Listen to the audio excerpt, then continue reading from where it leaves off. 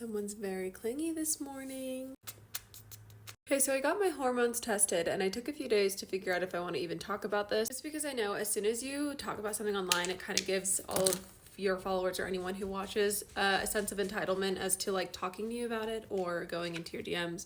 This is not for you. And whether it be unsolicited advice or people asking me for guidance on like sensitive subjects or just things that are interesting to people, even dog training and anything dog related right now, I get a bunch of DMs a lot every single day of people who will send me their life story about their situation with their dog, asking if I can help, when I have made it abundantly clear on here I am not a dog trainer. So my health is something that I really just don't want a million people's opinion on, and I will not be giving any sort of advice at all, especially in my DMs. If I share anything that's worked for me on here, then that's where you'll find it, but I will not be talking to anyone about their own personal health. That's between you and your doctor. So with that being said, family doctor 2 years ago suggested that I go get more lab work done when she did like a basic blood panel and I had some abnormal levels. In classic Avery fashion, I just kept putting it off. And then last year, if you guys remember, when I took like a blood pregnancy test, because I was late to my period but kept testing negative, I just like completely missed a period, which has never happened to me before. Called my doctor, and once again she was like, go get more blood work done, please. She did like the basic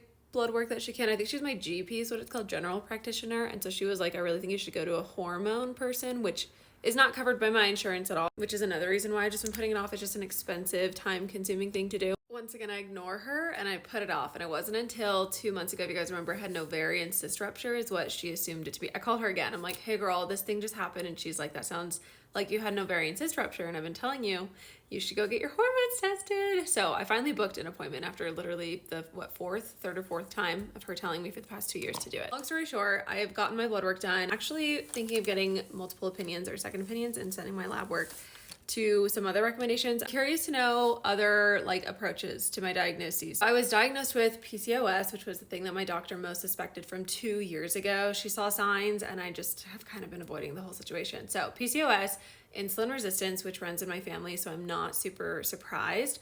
Hashimoto's though was very surprising, is another thing that I was diagnosed with, because I have hypothyroidism, which is interesting because my family has hyperthyroidism. I do have a history on my dad's side of autoimmune diseases, so it's not like the most shocking thing, but that's especially where I kind of want to go get some more opinions of my Hashimoto's, because there's a couple different plans on how you can like move forward on trying to remedy it. I am not doing any sort of GLP-1s. I know that those are lifesavers and so amazing for so many people. I have friends who are so grateful for those, and GLP-1s are any sort of like Ozempic, metformin, semaglutide, that kind of stuff. And I personally just want to go a different route in terms of remedying my insulin resistance and things like that. My other diagnoses that I didn't mention was super low testosterone. That was like my number one thing that was out of whack. So I am taking a medication for testosterone that I'm going to try. Hi, Dan.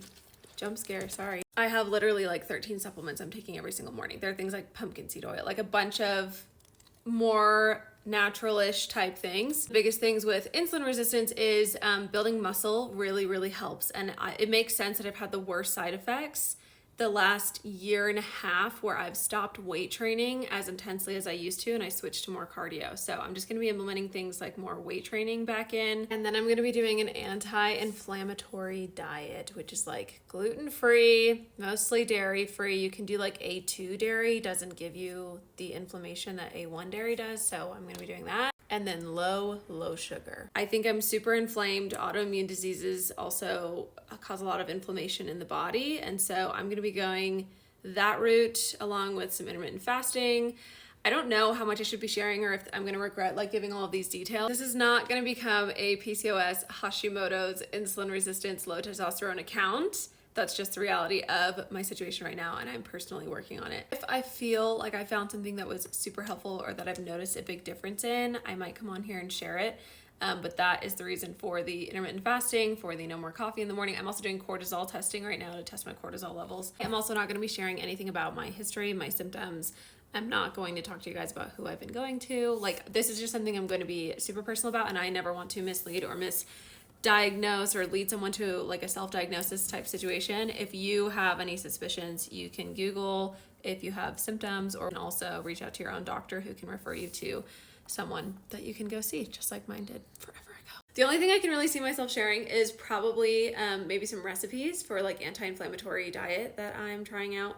and Sam is already so excited. I was telling him about all the things that I want to eliminate from my diet and then maybe add to my diet. The day that I got my diagnosis from the doctor, he stayed up super late meal prepping a bunch of stuff for me to have, and then he already has the next couple weeks of meals planned out. He's super excited to like work with this little challenge and find some really yummy recipes. So I might be sharing those with you guys. And that's it. Thanks for chatting. Back to Dog Mom Blogs.